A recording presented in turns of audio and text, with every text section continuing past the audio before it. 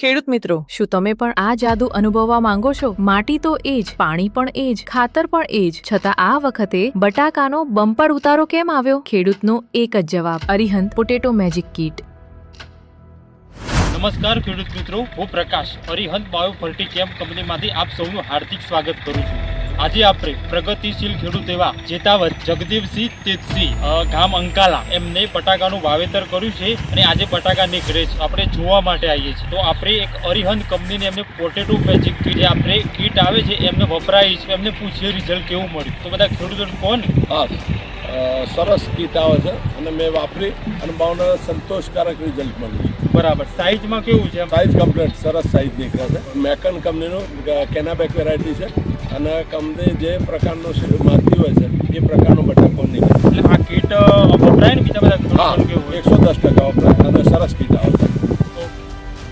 પરિણામ બોલે છે।